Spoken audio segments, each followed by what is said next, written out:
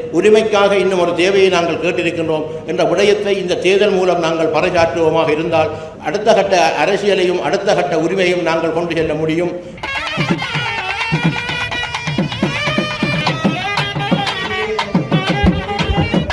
பொது வேட்பாளர் அரியநேந்திரன் அவர்கள் இப்பொழுது எங்களுடைய இந்த சபைக்கு அழைத்து வரப்படுகின்றார்.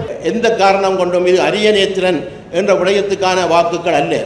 இது அனைத்து தமிழ் சமூகத்துக்காக, ஈழத்தமிழ் மக்களுக்காக நீங்கள் இடுகின்ற புல்லடி என்பது உங்களுக்கான புல்லடி, உங்கள் கனவுக்கான புல்லடி, இந்த மண்ணிலே மாண்ட மாவீரர்களுக்கான புல்லடி என்பதை நீங்கள் புரிந்து கொண்டு செயல்பட வேண்டும்.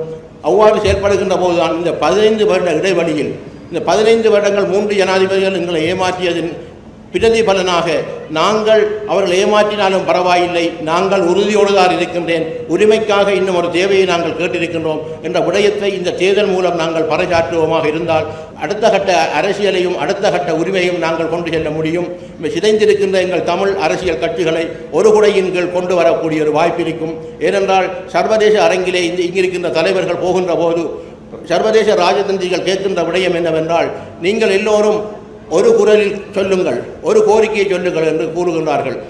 ஒருவர்கள் ஓரிருவர் 13வது அரசியல் அமைப்பை நாங்கள் கேட்கின்றோம், இன்னும் சிலர் ஒரு நாடு 2 தேசம் என்று கூறுகின்றோம், இன்னொருவர் சமஷ்டி அரசியல் என்று கூறுகின்றோம். ஆகவே அவர்களே எங்களிடம் பந்தை தருகின்றார்கள், நீங்கள் முதல் ஒற்றுமையாக ஒரு தீர்வை சொல்லுங்கள் என்று.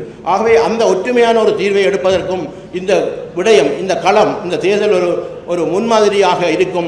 இது தேர்தல் அல்ல, ஒரு போராட்டம். அந்த போராட்டத்தை விட ஒரு பரீட்சை என்பது, அந்த பரீட்சை என்பது இலங்கை அரசாங்கத்தின் இந்த தேர்தல் சட்டத்தினூடாக அவர்கள் தருகின்ற வினா பத்திரிகையில், அவர்கள் தருகின்ற பெஞ்சிலால் நீங்கள் கொடுக்கின்ற ஒரு புல்லடி என்பது அது மிகப்பெரிய மாற்றத்தை கொண்டு வரும். அந்த பரீட்சையிலே நிச்சயமாக நாங்கள் 21ஆம் தேதி சித்தி அடைய வேண்டும் என்று கேட்டு விடைபெறுகின்றேன். நன்றி, வணக்கம்.